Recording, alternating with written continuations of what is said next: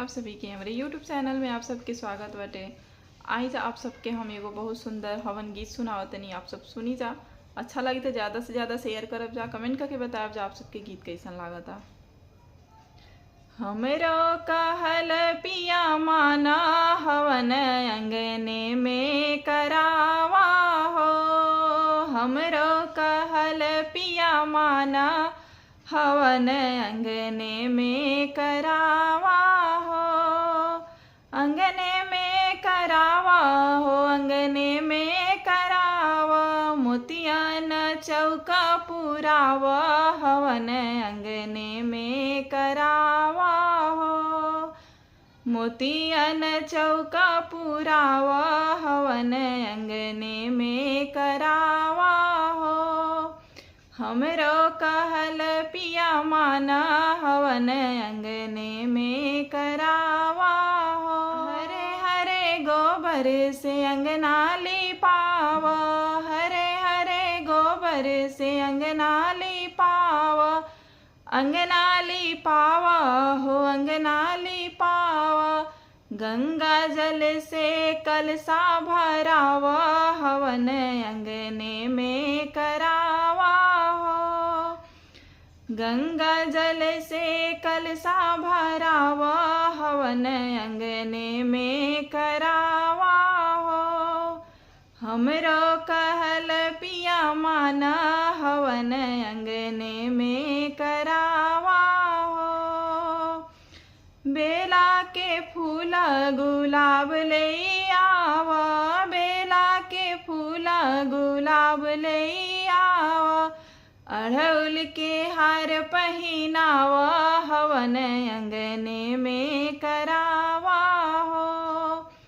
हमरो कहल पिया माना हवन अंगने में करावा हो,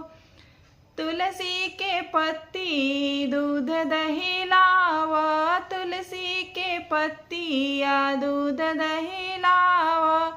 चरणामृत लई बनवावा हवन अंगने में करावा हो, हमरो कहल पिया माना हवन अंगने में करावा हो,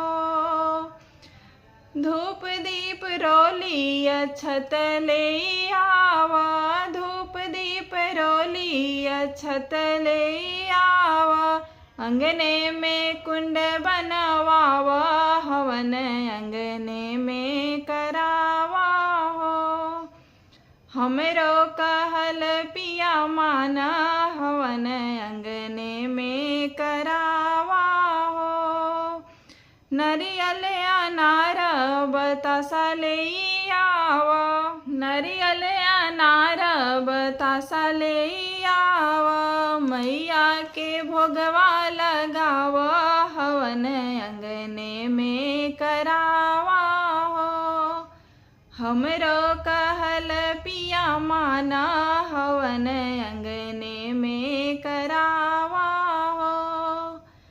काशी बनारस से पंडित बोलावा, काशी बनारस से पंडित बोलावा, अंगने में वेद पढ़वावा हवन अंगने में करावा हो,